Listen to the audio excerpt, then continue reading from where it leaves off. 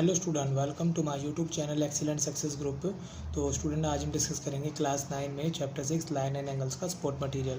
Question number 86 में दे रखा है, can a triangle have a all angle less than 60 degree, give reason for your answer. क्या एक ट्रायंगल के तीनों एंगल 60 डिग्री से कम हो सकते हैं? देखो ये ऐसा होना पॉसिबल नहीं है। क्यों नहीं, मैं आपको देखो एक्सप्लेन करता हूँ।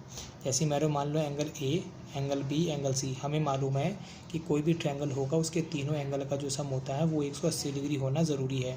अगर मैं इसमें 60 डिग्री से कम ले लेता हूँ, इसमें 60 डिग्री से कम ले लेता हूँ, इसमें 60 डिग्री से कम ले लेता हूँ, तो इसमें तीनों एंगल का सम 180 डिग्री के इक्वल नहीं आ पाएगा।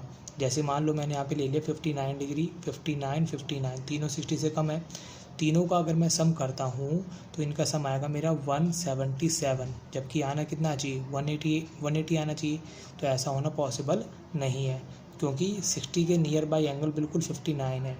इससे ज़्यादा छोटा लूँगा तो वो तो डेफिनेटली 180 से कम आएगा। तो यहाँ पर तीनों एंगल का 60 डिग्री से कम होना पॉसिबल नहीं है। हाँ, ये हो सकता है, दो एंगल एक्यूट हो सकते हैं, 60 से कम हो सकते हैं, बट तीसरा एंगल डेफिनेटली 60 से बड़ा होगा, तभी वो ट्रायंगल बनना पॉसिबल होगा। तो ये स्टेटमेंट में यहाँ मैंने मेंशन कर रखी है, no triangle can not have a all angle less than 60 degree because if all angle will be less than 60, अगर सारे एंगल 60 डिग्री से कम होंगे then there sum is will not be equal to 180, तो उनका सम जो है 180 के इक्वल नहीं होगा। Hence it will be not be a triangle, तो वह ट्रायंगल बनना ही पॉसिबल नहीं होगा, ट्रायंगल बन ही नहीं सकता। ठीक है, तो अब हम डिस्कस करेंगे क्वेश्चन नंबर 87 में बोला गया है, can a triangle have a 2 obtuse angle, give your reason. क्या किसी ट्रायंगल के दो एंगल ऑब्ट्यूज हो सकते हैं? ऑब्ट्यूज उन्हें कहते हैं जिसमें तीनों कोई भी एंगल 90 से ज़्यादा होता है, 180 से कम होता है। तो मैंने जैसा कि आपको बताया, ट्रायंगल के तीनों एंगल का जो सम होता है वो 180 होता है। बोला दो एंगल ऑब्ट्यूज हो सकते हैं, तो मैंने इन दोनों को ले लिया 91 एंड 91, दोनों को ऑब्ट्यूज ले लिया। तो एंगल सी चेक कर लेते हैं, एंगल सी कितना हो सकता है, दोनों को जोड़ा कितना है 182, प्लस का 182 दूसरी तरफ जाएगा, किसको आ जाएगा माइनस का, तो मेरा आंसर निकल गया माइनस का 2 डिग्री। कोई भी एंगल हो माइनस का होना पॉसिबल ही नहीं है, तो यानी कि एंगल सी जो मेरा आया है ये नेगेटिव का नहीं हो सकता। यानी कि जो स्टेटमेंट दे रखी है वो मेरी स्टेटमेंट इनकरेक्ट दे रखी है। किसी ट्रायंगल के दो ऑब्ट्यूज एंगल नहीं हो सकते, बस एक ही हो सकता है, एक से ज़्यादा नहीं हो सकते। No, because if the triangle have a 2 obtuse angle is more than 90 degree, then the sum of the all three angle of triangle will not be equal to 180 degree. यानी तीनों का जो सम 180 से बराबर नहीं आएगा, उससे ज़्यादा आएगा। देखो तीनों को ऐड करने पे 180 आना चाहिए, जबकि दो को ऐड करने पे 182 आ गया, तो ये कंडीशन पॉसिबल नहीं है। क्लियर है? अब हम डिस्कस करेंगे क्वेश्चन नंबर 88।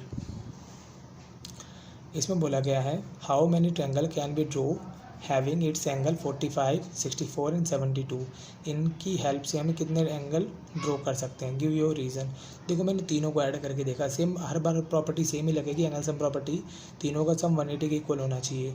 तो मैंने यहाँ पे इन तीनों का सम किया तो ये आएगा 181, मैंने ऐड करने में गलती कर दी। इन तीनों का सम करेंगे तो 181 आएगा, ना कि 180 आ रहा है। अगर ये 180 के इक्वल नहीं आता है तो इसका मतलब इनसे ट्रायंगल बनाना पॉसिबल नहीं है। Hence, we see that sum of all three angle is not equal to 180 degree, so no triangle can be drawn with the given angle। तो इनसे जो बनने वाला ट्रायंगल बनाना पॉसिबल नहीं हो सकता।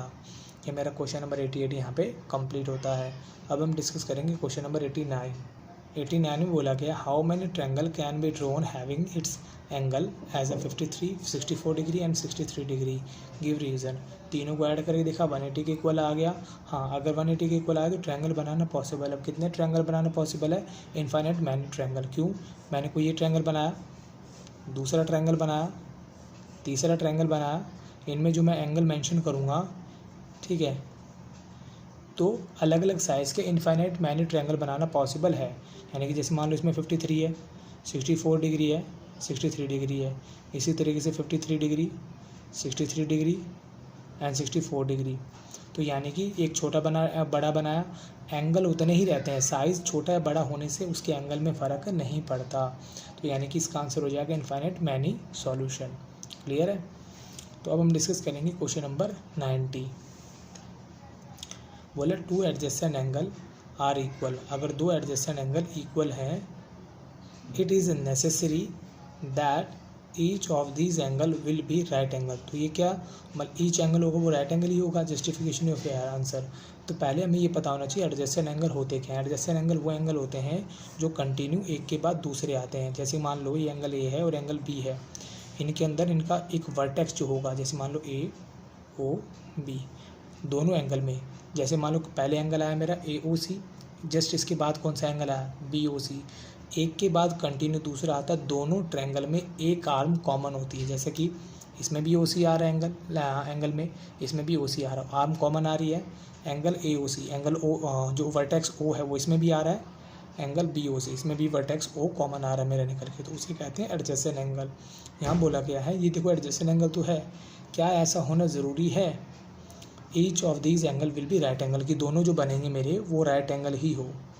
देखो 90 डिग्री 90 डिग्री, तो इन्हें हम एडजेसेंट एंगल तो कह सकते हैं क्योंकि जस्ट एक के बाद दूसरा आ रहा है, दोनों में कॉमन आर्म भी आ रही है और ये वर्टेक्स भी कॉमन आ रहा है। बट ऐसा होना ज़रूरी नहीं कि दोनों राइट एंगल ही हो। क्यों? जैसे मैंने बनाया ये लो जी, ये 30 डिग्री का, दूसरा 60 डिग्री का, ए बी सी और डी, जो मेरा एंगल ए बी सी है ये एंगल, इसके बाद आता है एंगल ए बी डी, दोनों एडजेसेंट एंगल है। क्यों? एक के बाद जस्ट दूसरा आ रहा है, दोनों में मेरी ए बी कॉमन आ रही है, ए बी इसमें भी है और ए बी इसमें भी, दोनों में है। जो भी वर्टेक्स बी है इस वाले एंगल ए बी सी इसमें भी आ रहा है, एंगल ए बी डी इसमें भी आ रहा है, कॉमन आ रहा है निकल के। तो क्या इन दोनों में 90 डिग्री होना ज़रूरी है? यहाँ तो 30 या 60 है, तो यानी कि ऐसा होना ज़रूरी नहीं है। ये होगा पॉसिबल कब? जब एक स्ट्रेट लाइन के एडजेसेंट एंगल बनाए जाएंगे तभी पॉसिबल, अदरवाइज पॉसिबल नहीं है। No because each of these will be right angle only when they form our linear pair, क्योंकि जबकि वो एक लीनियर पेयर बनाएंगे तभी ऐसा होना पॉसिबल, अदरवाइज पॉसिबल नहीं है। ठीक है, तो उम्मीद करता हूँ स्टूडेंट आपको क्वेश्चन समझ में आ गए होंगे। अगर आपको वीडियो अच्छा लगा तो वीडियो को लाइक करें, शेयर करें, कमेंट करें और इस चैनल को जरूर सब्सक्राइब कर लें। मिलते हैं अगली वीडियो में। Okay bye bye, thank you.